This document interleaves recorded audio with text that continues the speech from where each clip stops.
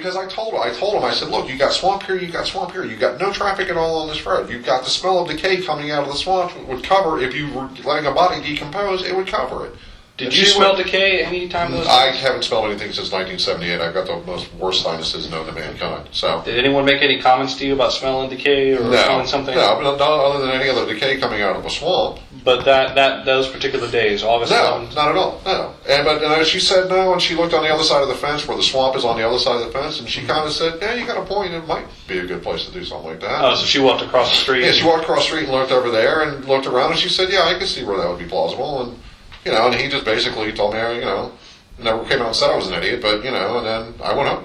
But up to that day, including that day, and up until December, you thought that was a human skull? Yeah, I thought I saw what I saw. You weren't questioning what you saw. You were just upset. Safe to say, upset, or aggravated, or pissed off. Yeah, I just, what? When I get that kind of treatment from people, I just rather not deal with it anymore. Okay, because honestly, I care about the little girl. I'm not going to tell you I don't. But as far as the case and all that other stuff went, it was just background noise to me. Can you entertain me for a minute? Sure. Just give me your first. Don't even think about your response. Just listen to the question. Sure. And blurt out first thing that comes to mind, without worrying about offending either one of us. All right, fine.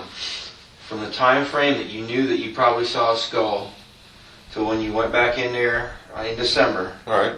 If asked why that big window exists, that you didn't do something else to draw attention to it, what would you say? I had real things on my mind. My car blew up. I had to replace it. Okay? I had just started a relationship with my son again after 18 years of not seeing him. All right? I got insurance to pay. I have to pay my parents back. I had to go out and find a car. I think we spent all of Memorial Weekend, all 3 days out trying to find me a car. I had real things to do. Okay? So on a scale of 1 to 10, or let's even use the percentage, what was the percentage of belief that you had that was a human skull there? If you had to go back to when you first saw it, what percentage are we at? About 100%. 100%. So you're 100% sure in August, that that's maybe the baby? Well, I'm not saying, like I said in my statement, okay? I saw what looked to me, and I, in my mind, said that is a human skull. Okay, it was in a debris pile. I've said that. Who it was, regardless. Whether it was a baby, whether it was something that came out of some, novelty shop, maybe it was trash. I'm just telling you what it looked like. Was there a certain level of exasperation, maybe because of how you were treated by the deputy? Exactly. Yeah, I don't. That made you not want to go back there. Well, I mean, honestly, my life went on. Okay, I had to route again in November, and I never even, other than driving down to read the meter at the school, I just drove right on back and went on about my day. I mean, it was always in the back of my mind because those things like that always stay in the back of your mind.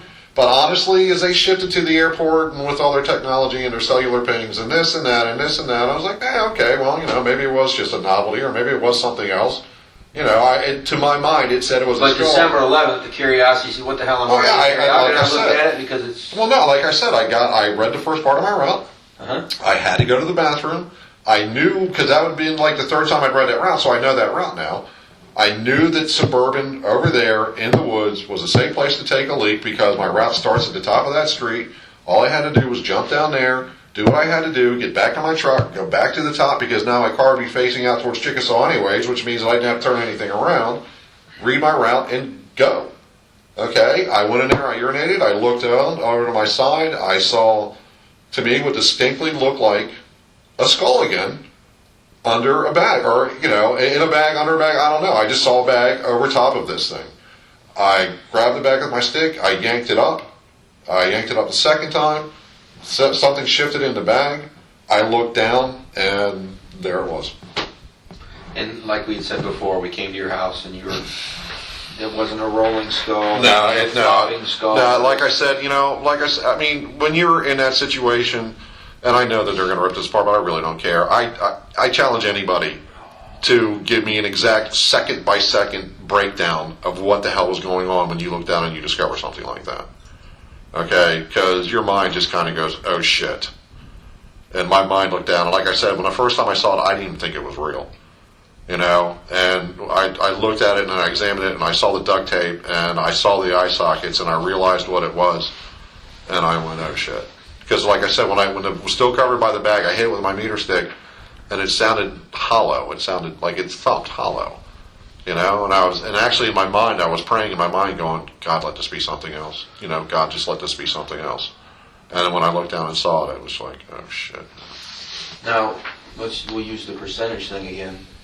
What percentage do you think that was the same area where you made the observation back in August? Not 50 maybe, not even, because like I said, from when it's filled with water, and there's other debris in the area, and then when the water drains away, and we had obviously Faye came through.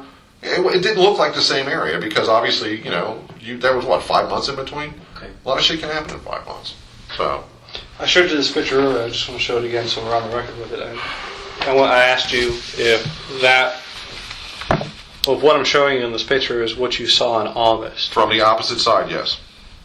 This picture was taken from the angle where the roadway eye sockets. the roadway would be towards where Right, and you're I standing. came in this direction. That's in December. Right, You I came in that direction. What about in August? Yeah, no, in December when I came in, like right there is where I took a leak. Right there was the bag was. Okay. So What about in August? Does this look like what you saw in August? This is this doesn't look anything like it did in August, because in August there was much more foliage, much more vegetation. This whole place was underwater. You can't discern. But you said you saw a bag in August.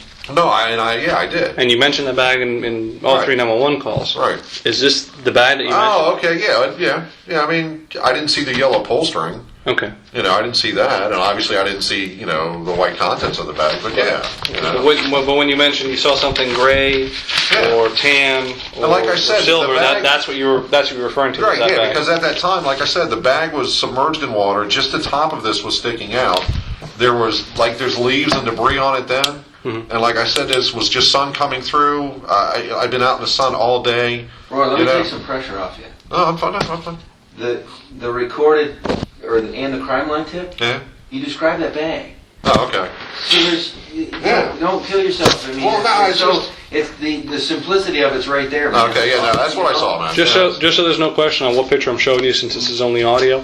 If you wouldn't mind, go ahead and sign your name on the bottom and put today's date. I'll sign mine on the bottom as well. So that way, if I have to show what I showed you during this conversation, I can present this picture. What is today's date? 6th.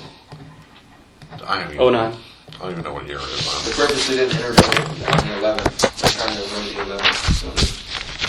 So, August 11th, December 11th. November 11th. That's the second time around now. That's right. Is there anything I missed, Eric? We're dumping your phone so we can get the picture of the snake. Fine. It's consensual, right? Right, yeah. Can you think of anything else? I was going to make a joke, but I'm not going to. You're just trying to get me to laugh. Yeah. I know he asked this before, and I don't know if it was on tape or not, and I apologize. That's okay. From the time you talked to the deputy on August 13th to the time you called us on December 11th, did you talk to anyone else or tell anyone else to go there, direct them No, to go there? not at all, Meet no. with any search teams, any other people, or did you No. call, like, what did you mention, Kid Finders, call any You know what? organizations? If you want to hear the greedy, materialistic pig side of me, at that time there was a $235,000 reward. If I thought, like I said, I thought it was a skull, I knew it was a skull, why the hell would I call anybody and tell them, oh, you want $235,000? Go over there and pick it up.